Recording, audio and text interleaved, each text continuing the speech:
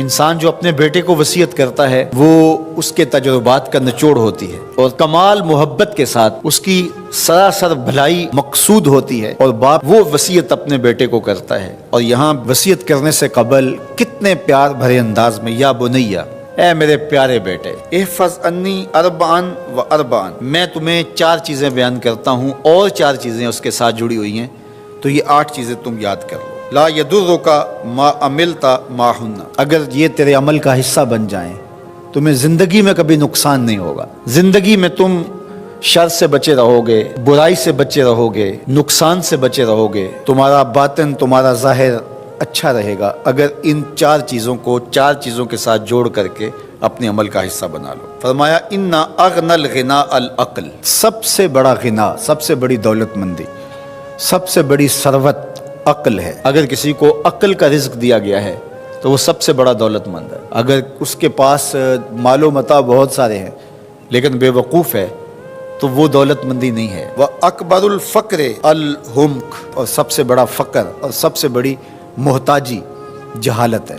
سب سے بڑی دولت مندی عقل ہے، اور سب سے بڑی غربت، سب سے بڑی غریبی اور سب سے بڑا فقر اور محتاجی بے وقوفی ہے۔ وَأَوْحَشَ الْوَحْشَةُ الْعُجْبُ، اور سب سے بڑی وحشت تنہائی عجب ہے، خود پسندی ہے، اپنے آپ کو دیکھنا کہ میں بہت کچھ ہوں۔ جو شخص اپنے آپ کو دیکھتا رہتا ہے اور وقت اپنے آپ کو ہی لوگوں کے سامنے پیش کرتا رہتا ہے بنا سنوار کے، وہ تنہا ہو جاتا ہے۔ لوگ اس کی ان خوبیوں کا بھی انکار کر دیتے ہیں جو خوبیاں واقعتاً اس کے اندر موجود ہوتی ہیں۔ اگر پاؤ ہے تو اپنے آپ کو سیر نہ بتاؤ، لوگ پاؤ کا بھی انکار کر دیں گے۔ تو جو جس حالت میں ہو وہی حالت لوگوں کے سامنے ہونی چاہیے، بلکہ اس سے اگر کم ہو۔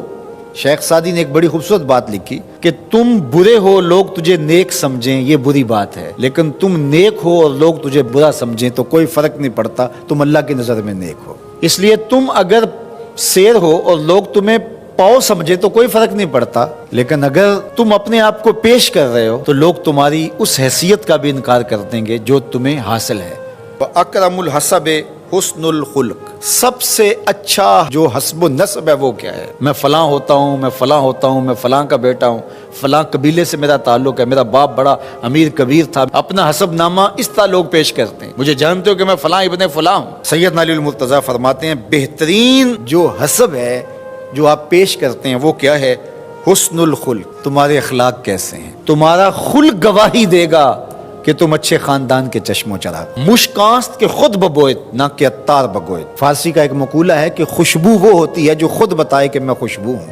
خوشبو بیچنے والا بتاتا پھر ذرا سونگ کے دیکھیے یہ بڑی اچھی خوشبو ہے، ذرا سونگیے، کہا یہ بتانے کی ضرورت نہیں۔ حضرت علی المرتضیٰ فرماتے ہیں تمہارے خلق کی خوشبو سے لوگ سمجھ جائیں گے یہ کون ہے، تمہارے اخلاق اتنے اچھے ہوں کہ لوگ پہچان جائے تم کون ہے۔ تو بہترین حسب و نسب کیا ہے؟ اپنے بیٹے حضرت امام حسن رضی اللہ تعالیٰ عنہ کو بتا رہے ہیں، مجھے بتائیے امام حسن سے بہتر نسب اور حسب کس کا ہو سکتا ہے؟ رسول اللہ کی بیٹی کے بیٹے، امام الاولیاء کے فرزند ہیں، رسول اللہ کے نواسے ہیں، بنو ہاشم کے چشم و چراغ ہیں۔ تو انہیں یہ نہیں کہا کہ تم یہ بتاتے پھرنا، بلکہ کہا کہ تمہارا خلق گواہی دے کہ میں محمد کا نواسا ہوں، تمہارے اخلاق گواہی دے کہ میں نے فاطمہ کا دودھ پیا ہے، تمہارا کردار گواہی دے، تمہاری شجاعت گواہی دے کہ تم علی کے فرزند ارجمند ہو۔ اللہ اکبر۔ پھر حضرت علی المرتضیٰ رضی اللہ تعالیٰ عنہ ان چیزوں کو بیان کرنے کے بعد فرماتے ہیں یا بنیا، اے میرے بیٹے، ایاک والمصادقہ الاحمق، بے وقوف شخص کی دوستی سے ہمیشہ بچنا۔ فإنہ یرید ان ینفعک فیضرک، وہ دل سے چاہے کہ تمہیں نفع پہنچائے لیکن اپنی جہالت کی وجہ سے، اپنی بے وقوفی کی وجہ سے تمہیں نفع نہیں پہنچا سکے گا، تمہیں نقصان پہنچا دے گا۔ کہا جاتا ہے کہ بے وقوف دوست سے دانا دشمن اچھا ہے، تو وہ اسی قول کا مفہوم ہے۔ آپ نے اپنے بیٹے حسن کو یہ نصیحت کی، یہ نصیحت پلے باندھنے، اور کبھی بھی جاہل اور بے وقوف سے دوستی نہ رکھیں، اس سے رویہ اچھا رکھیں، سلوک اچھا کریں، اس کے لیے خیر کا ذریعہ بنیں۔ آپ یہ مطلب نہیں کہ بے وقوف کو آپ سلام بھی نہ کریں، لیکن دوستی اعتماد آپ اس پہ نہیں کر سکتے۔ وَإِيَّاكَ وَمُصَادِقَةَ الْبَخِيلِ، اور بخیل سے کبھی بھی دوستی نہ لگانا۔ فَإِنَّهُ يَبْعُدُ عَنْكَ أَحْوَجَ مَا تَكُونُ إِلَيْهِ، اس لیے کہ جب تجھے انتہائی ضرورت کا وقت آئے گا تو وہ تجھ سے دور ہٹ جائے گا، اور تو اس پہ توقع لگائے ہوئے ہوگا کہ میرا دوست ہے اور اوکھے ویلے میرے کام آئے گا، لیکن اوکھے ویلے وہ کام نہیں آئے گا۔ تو بخیل سے دوستی کا رب نہیں رکھنا۔ وَإِيَّاكَ وَمُصَادَقَةَ الْفَاجِرِ، بدکار شخص سے کبھی دوستی نہ رکھ، برے شخص سے کبھی دوستی کا رشتہ نہ جوڑنا۔